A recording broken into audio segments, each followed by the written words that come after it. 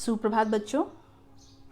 आज मैं भाषा माधुरी के पाठ 3 कहानी अनोखा ढंग का पठन करूंगी तथा आप लोग इसे ध्यानपूर्वक सुनेंगे। तो बच्चों, चित्र में आप लोग साफ देख रहे हैं, सामने गांधी जी हैं। गांधी जी से संबंधित एक घटना के बारे में ही इस पाठ में बताया गया है। गांधी जी जिन्होंने स्वतंत्रता संग्राम में सबसे अधिक योगदान दिया था, जो सत्य और अहिंसा के पुजारी थे। तो आइए अब हम इस पाठ का पठन करेंगे। नोआखली की घटना है। नोआखली बांग्लादेश के चटगांव मंडल में स्थित एक जिला है। यह घटना वहीं की है। गांधी जी शांति का प्रसार करने के लिए पैदल यात्रा कर रहे थे। वे सुबह सुबह एक गांव से निकलते और 7 बजते बजते दूसरे गांव में पहुंच जाते। गांधी जी नोआखली में 7 नवंबर 1946 को गए थे, जब वहां सांप्रदायिक दंगे शुरू हुए थे। क्योंकि वे शांति का प्रसार कर रहे थे, इसलिए वे नोआखली में भी रुके थे। वहां पहुंचकर पहले तो लिखने लिखाने का काम पूरा करते, उसके बाद स्नान करते। स्नान करते समय पैर साफ करने के लिए वह एक खुरदुरे पत्थर का उपयोग करते थे। अपने पैरों को साफ करने के लिए एक खुरदुरे पत्थर का उपयोग करते थे। वह पत्थर बरसों पहले मीरा बहन ने उन्हें दिया था। तब से बापू ने उसे बहुत संभाल कर रखा था। वह जहाँ भी जाते वह पत्थर उनके साथ जरूर जाता। एक गांव में गांधी जी पहुँचे। उनके स्नान की व्यवस्था करते समय मनु बहन ने देखा कि पत्थर तो वहाँ है ही नहीं। बहुत ढूंढा लेकिन नहीं मिला। उन्होंने बापू को पत्थर के खो जाने की बात बताई और कहा, कल हम लोग जिस जुलाहे के घर ठहरे थे वहीं रह गया होगा। जुलाहे मतलब कपड़े बुनने वाला, जो कपड़ा बुनता है उसे जुलाहे कहते हैं। तो मनु बहन ने क्या बोला कि कल हम लोग जिस जुलाहे के यहाँ, जिस कपड़े बुनने वाले के यहाँ ठहरे थे, शायद वहीं रह गया होगा। अब क्या करूँ? बापू ने कुछ देर तक सोच कर कहा, तुम खुद वहाँ जाओ और पत्थर को ढूंढ कर ले आओ। अकेली ही जाओ। एक बार परेशानी उठाओगी तो दूसरी बार नहीं भूलोगी। गांधी जी ने क्या कहा मनु बहन को कि तुम खुद जाओ वहाँ और अकेली ही जाओगी और पत्थर ढूंढ कर लाओगी। एक बार परेशानी उठाओगी तो दूसरी बार यह गलती नहीं करोगी, कभी नहीं भूलोगी फिर, है ना। तो मनु बहन ने पूछा, किसी स्वयंसेवक को साथ ले लूं? तो बापू ने क्या कहा, क्यों? मनु चुप रह गई। यह नहीं कह सकी कि अकेले जाते डर लगता है। वह नहीं कह पाई मनु कि अकेले जाने में मुझे डर लग रहा है। बात यह है कि नोआखली में नारियल और सुपारी के जंगल थे। नोआखली में नारियल और सुपारी के बहुत जंगल थे। वहाँ बहुत सारे नारियल और सुपारी अधिक मात्रा में थे। कोई भी रास्ता भूल सकता था। इसके अलावा मनु तब 15-16 साल की ही थी। मनु कितने साल की थी? 15 या 16 साल की थी। अकेली कभी कहीं नहीं गई थी, लेकिन बापू के क्यों का जवाब उससे देते नहीं बना। जिस रास्ते से वे लोग आए थे उसी रास्ते पर चल पड़ी।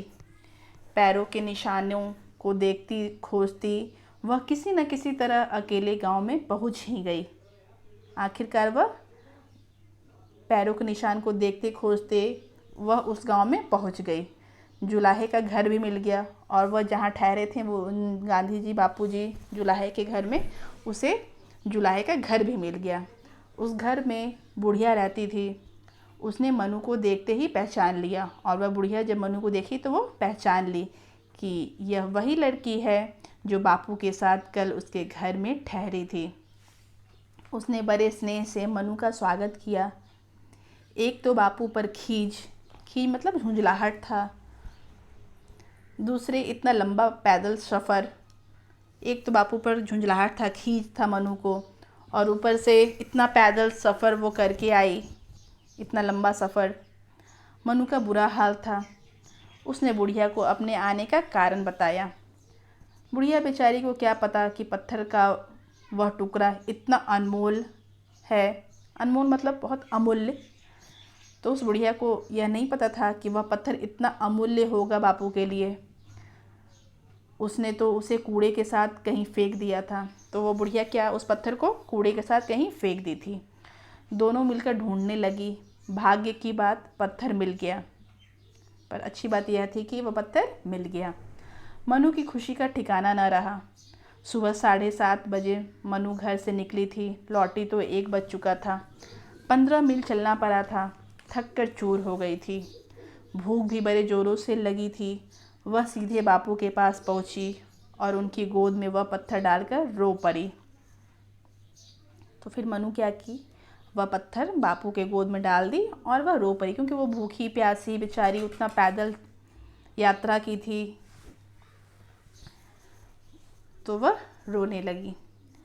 बापू ने प्यार से कहा, इस पत्थर के बहाने आज तेरी खूब परीक्षा हुई।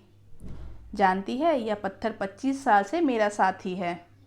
जेल में रहूं या महल में, यह सदा मेरे साथ रहता है। ऐसे पत्थर और मिल सकते हैं, लेकिन लापरवाही उचित नहीं है। मैं तुझे यही सिखाना चाहता था।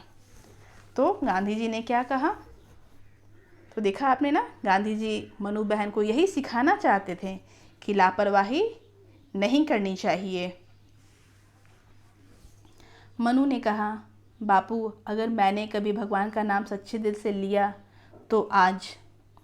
मनु के कहने का मतलब ये है कि जब हम अकेले होते हैं और किसी काम को पूरा करने की कोशिश करते हैं और हमारे अंदर डर होता है, तो हम किसे याद करते हैं? भगवान को। तो वही बोल रही है मनु ने। मनु बापू से क्या कह रही है? मैंने कभी भगवान का नाम सच्चे दिल से लिया तो आज। बापू ने कहा, मैं स्त्रियों को नीडर बनाना चाहता हूँ। केवल तुम नहीं, आज मैं भी कसौटी पर कसा गया। मतलब सिर्फ मनु की ही परीक्षा नहीं हो रही थी, बल्कि गांधी जी की भी परीक्षा हो रही थी। वह मनु को भेज तो दिए थे अकेले, पर बापू का भी ध्यान उस पर लगा हुआ था कि वह पत्थर ला पाएगी या नहीं, वह ठीक से पहुंच पाएगी या नहीं। इसलिए बापू ने क्या कहा, आज मैं भी कसौटी पर कसा गया। मनु ने कुछ कहा तो नहीं, लेकिन मन ही मन ज़रूर कबूल किया होगा कि सीख देने का बापू का ढंग बिल्कुल अनोखा था। तो आज हमने यहाँ गांधी जी के जीवन से संबंधित घटना के बारे में पढ़ा और ये अनोखा ढंग कहानी उमा शंकर जोशी द्वारा लिखी गई है। तो देखा आपने, गांधी जी का अनोखा ढंग। इस एक घटना ने ही हमें बहुत कुछ सिखा दिया। हमें लापरवाही कभी नहीं करनी चाहिए और हमें चुनौतियों का सामना डट कर करनी चाहिए, तभी हम आगे बढ़ सकते हैं। तो बच्चों, इस कहानी अनोखा ढंग से हमने आज बहुत कुछ सीखा। तो इस कहानी में आए जितने भी कठिन शब्द हैं और जो भी शब्दार्थ हैं, उन्हें मैं आप लोगों को व्हाट्सएप PDF कर दूंगी। आप लोग उन्हें अपने कॉपी में सुंदर हैंडराइटिंग में लिखिएगा। आज के लिए इतना ही। धन्यवाद।